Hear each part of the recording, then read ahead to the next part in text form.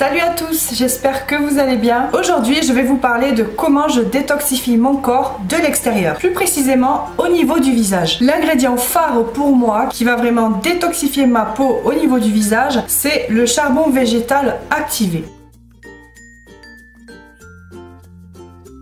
Je vous l'ai déjà présenté lors de la vidéo comment je détoxifie mon corps de l'intérieur et je vous disais que pour ça, je l'ingérais. Donc je vous avais parlé de ses vertus, mais au niveau du visage, il est également tout aussi excellent pour détoxifier. En plus de détoxifier la peau en profondeur, il purifie la peau, il est hyper absorbant, il se débarrasse vraiment de toutes les toxines, de toutes les saletés, les impuretés que vous avez sur le visage. Il convient à toutes les personnes car en fait, il n'altère pas le film hydrolipidique de la peau, mais il s'adresse plus particulièrement quand même, grâce à ses vertus, aux peaux mixtes, grâce à imperfections et acnéiques. Il est également idéal pour les personnes urbaines ou les fumeurs dont la peau est encrassée par les particules de pollution et de tabac. Le charbon végétal activé régénère la peau et élimine toutes les peaux mortes. Et moi je trouve que sur ma peau, c'est vraiment une tuerie. Dans le commerce, au niveau des masques visage détoxifiants, je vous avais parlé des masques que j'aimais. En l'occurrence, il y avait le masque détox, le Tomatox de chez Tony Moly. Il y a également le masque détox de chez Caudalie et le masque détox de chez Unique. Ce sont trois masques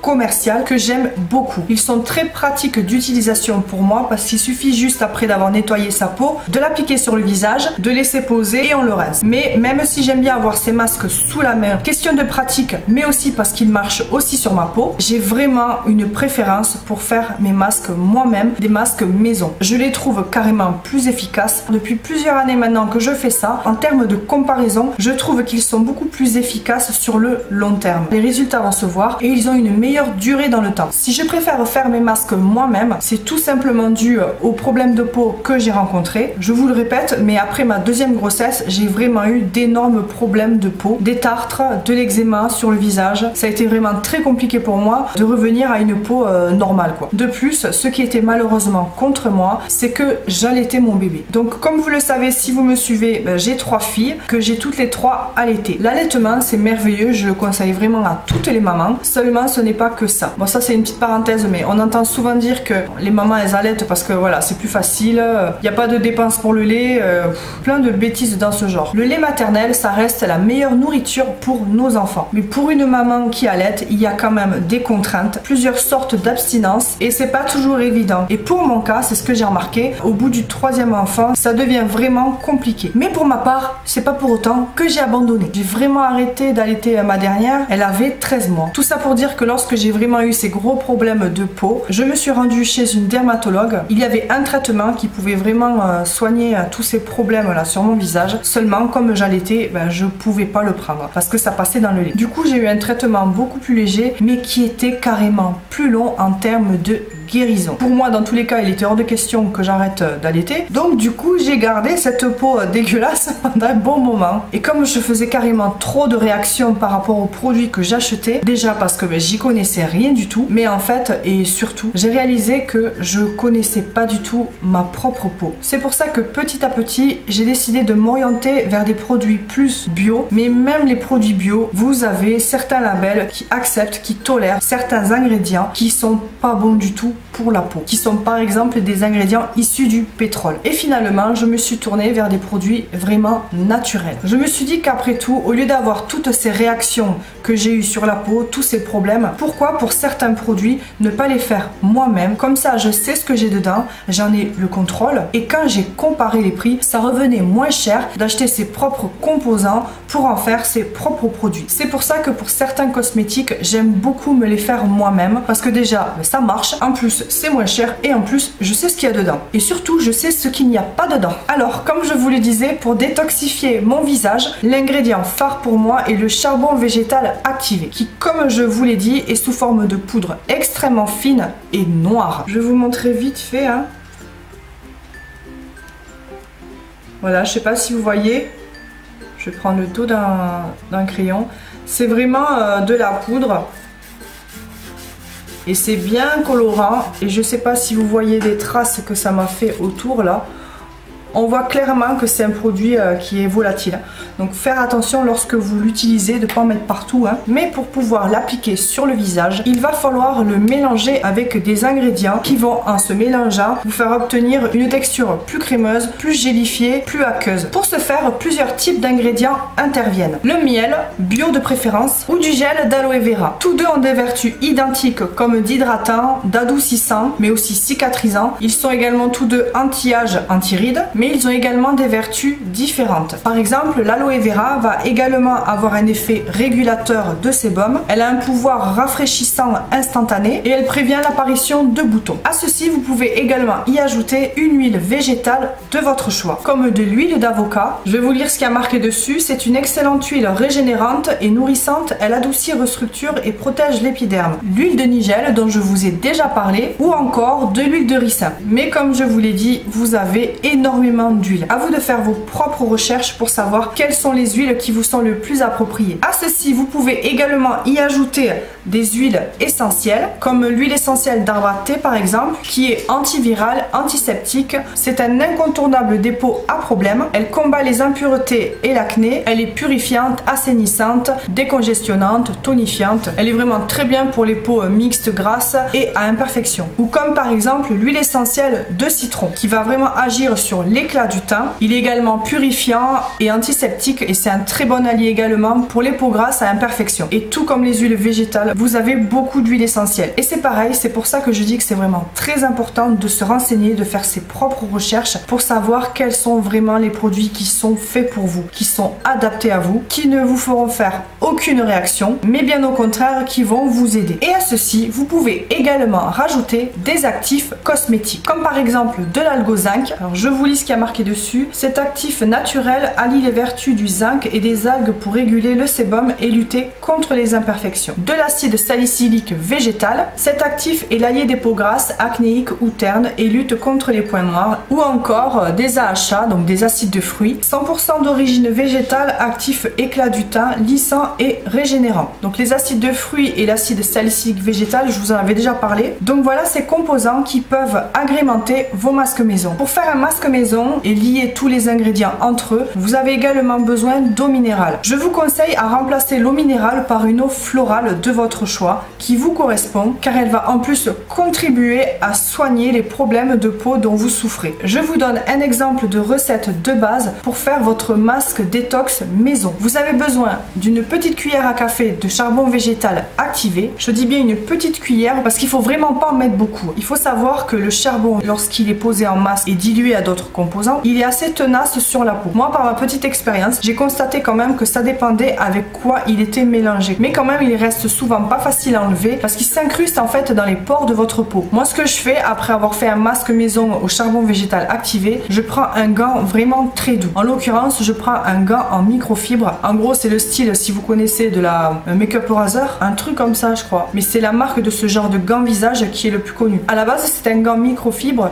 qui, juste avec de l'eau, va vous aider à enlever tout votre maquillage. Au passage, ça marche vraiment. Seulement, avec mon type de peau, ça me va pas du tout. Mais c'est vrai que ça enlève tout le maquillage. Donc, une fois avoir enlevé mon masque, ce que je fais, c'est que je prends mon gant microfibre là, que j'ai acheté à 1 € sur le site de Wish, que je passe sous l'eau tiède et je le savonne bien avec mon savon de Licasse par exemple. Et ensuite, je finis d'enlever tous les résidus du charbon végétal là, en faisant des mouvements circulaires avec mon gant savonné. Et tout part nickel comme ça. Mais la première fois que j'ai fait ce masque là avec le charbon végétal activé, je savais pas ça. Et j'étais rentrée dans le délire que si j'en mettais un peu plus que la dose qui était préconisée, ben, ça allait encore mieux agir. Et du coup, je crois que j'avais mis l'équivalent d'une bonne cuillère à soupe de charbon végétal activé et ça m'avait fait de ces traces noires. J'ai cru que j'allais jamais arriver à enlever tout ça. Et même si je savonnais le visage après, ça partait toujours pas. Il n'y a qu'avec un gant que c'est très bien parti. Mais vu que je savais pas, la première fois, ça m'avait choqué. Mais par contre, hormis ce choc là, moi les résultats sur ma peau, je les ai vus de suite. J'ai vraiment vu la différence sur mes problèmes de peau et vraiment sur le contrôle du sébum. Moi, je trouve que c'est vraiment une tuerie quoi. Bref, donc vous prenez une petite cuillère à café de charbon végétal activé que vous mettez dans un bol par exemple. À ça, vous rajoutez soit une cuillère à soupe de miel, soit une cuillère à soupe de gel d'aloe vera. Ou sinon, ce que vous faites, c'est que vous faites moite-moite. À ça, vous rajoutez une petite cuillère d'eau minérale ou faut une petite cuillère d'une eau florale de votre choix ou bien encore une cuillère à café de lait. Peu importe qu'il soit écrémé, demi-écrémé ou entier, mais une cuillère à café de lait. Après, hormis pour le charbon végétal activé, les quantités que je vous dis là, c'est des quantités qui restent selon moi approximatives. Parce que pour ma part, moi, ce que je fais toujours, c'est que je le fais à ma sauce. Je le fais à vue d'œil ou je le fais selon mes envies en fait. Donc je suis toujours en train d'ajuster les quantités à ma façon. Il faut juste que à la fin, ça ait une texture vraiment aqueuse, de crème quoi, que vous puissiez vraiment l'appliquer en masque. Donc voilà une recette de base pour faire votre masque détoxifiant maison. À cela, vous pouvez également y ajouter un peu de jus de citron frais. Si vous avez la peau grasse et des imperfections, ça va agir dessus, mais ça va également agir sur l'éclat de votre teint, l'éclat de votre peau. Pour ma part, je vais vous montrer deux exemples de masques détoxifiants pour le visage que j'adore faire. Je vous laisse avec la recette du premier masque.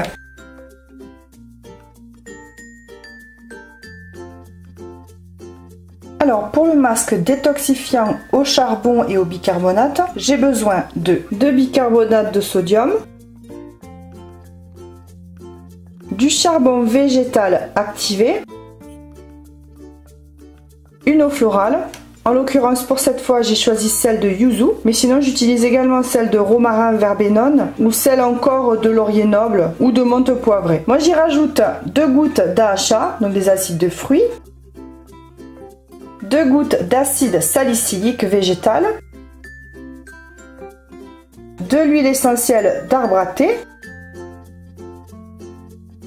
et j'y rajoute également du gel d'aloe vera.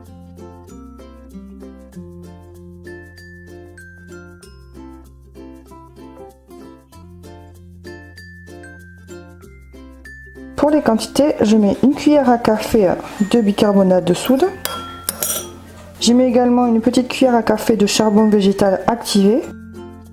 Pas trop parce que ça tâche, après ça reste un petit peu sur le visage. Et pour bien l'enlever, il faut passer un gant et frotter quoi. Et moi, c'est quelque chose que ma peau ne tolère pas. Ensuite, je mets également une cuillère à café de gel d'aloe vera. Je mets pour l'instant une cuillère à café d'eau florale de yuzu. Je verrai après si je dois en rajouter. Je mets 2 gouttes. Bon, il y en a 3 qui sont tombées. D'acide salicylique. Ensuite, je mets 2 gouttes d'AHA, 2 gouttes d'arbre à thé. Je mélange le tout.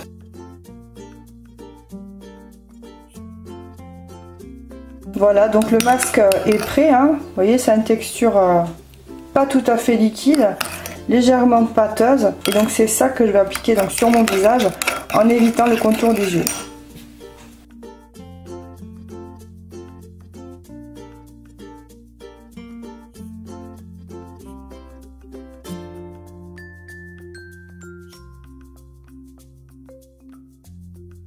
Si j'utilise les AHA, donc les acides de fruits et l'acide salicylique végétal, c'est tout simplement parce que c'est des produits qui marchent vraiment sur moi. Ce sont tous les deux des exfoliants naturels qui vont vraiment augmenter et aider ma peau à renouveler ses cellules. Ils sont anti-acné, anti-taches, anti-imperfections et anti-âge. Ils aident également à lutter contre les micro-kystes et les vers de peau.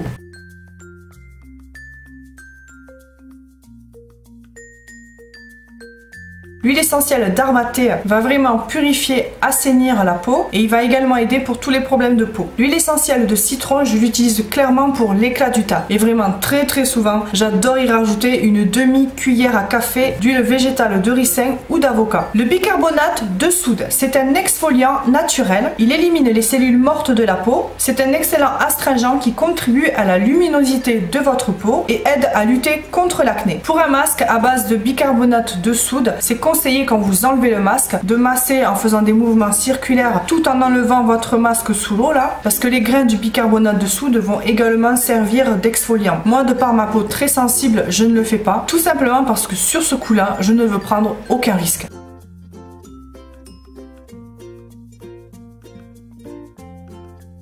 Alors pour le masque au charbon et à l'argile, il vous faudra de l'argile verte. J'en mets 2 cuillères à café.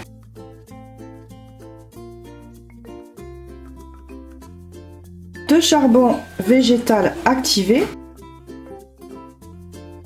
Je vais en mettre une petite cuillère à café.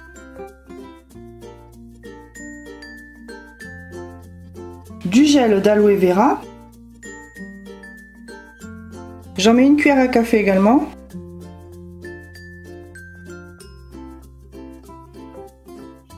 Du miel, bio de préférence. Donc pareil, j'en prends une cuillère à café.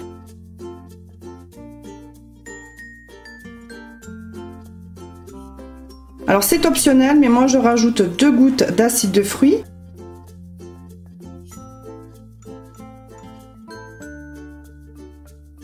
Deux gouttes d'acide salicylique végétal.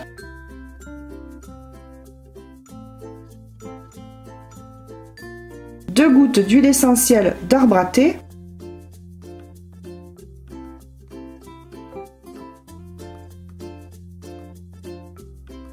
Et pour pouvoir lier le tout et liquéfier le mélange, je vais rajouter pour ma part cette fois-ci de l'eau florale de Litsé citronnée. Je vais commencer par une cuillère à café. Et je vais mettre également une cuillère à café d'hydrolat de menthe poivrée.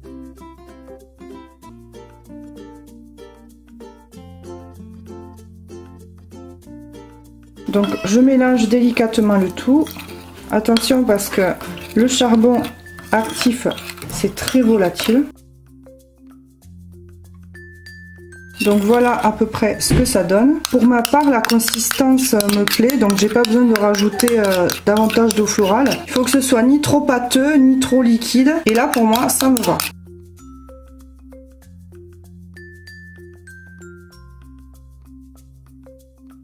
L'argile verte en masque. Et d'ailleurs, des deux masques que je vous présente, j'ai quand même une petite préférence pour celui-là. Alors l'argile verte est adoucissante, décongestionnante, tonifiante, éclaircissante et purifiante. Idéale pour les peaux mixtes, grasses et acnéiques. Elle permet de se débarrasser la peau naturellement des impuretés, de réguler et d'absorber la sécrétion de sébum, d'éliminer les points noirs, de resserrer les pores et de réduire les cicatrices. Elle fait fuir microbes et bactéries. Elle aide à lutter contre le vieillissement prématuré de la peau, atténue les rides en plus de son action cicatrisante. Toutefois, si votre peau elle est sèche ou très sèche, il vaut mieux utiliser de l'argile blanche. Et surtout, un point très important, lorsque vous manipulez de l'argile verte, il ne faut pas utiliser de métaux parce que à son contact, l'argile verte perd vraiment de ses qualités. Préférez des ustensiles en verre, en porcelaine ou encore en céramique. Et une spatule en bois par exemple pour mélanger. Voilà, donc j'en ai terminé pour cette vidéo. J'espère que ça vous aura plu. Je vous parlerai bientôt des autres masques maison que j'adore faire. J'insiste vraiment dessus. Ce sont vraiment des masques qui marchent